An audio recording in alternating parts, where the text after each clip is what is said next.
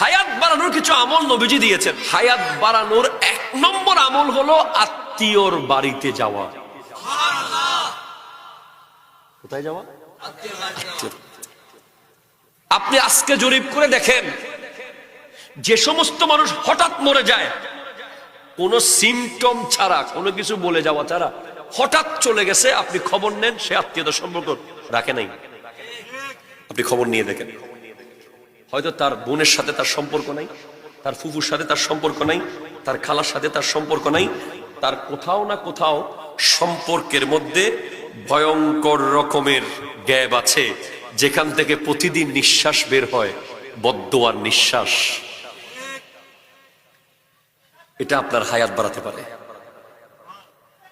হায়াত বাড়াতে পারে মায়ের দোয়া। একেবারে একটা পানও আপনাকে 10 বছর হায়াত বাড়াই ফেলতে পারে।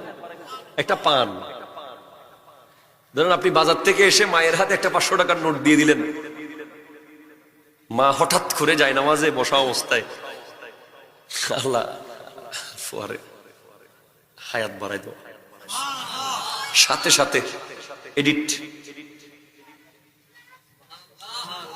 নাম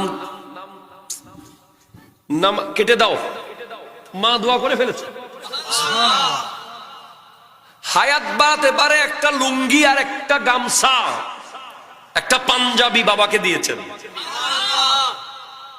বুড়া বাপ খুশিতে আত্মহারা হয়ে, আল্লাহ আমার ছেলেকে তুমি হায়াত দাও, 1 লাইন কথা।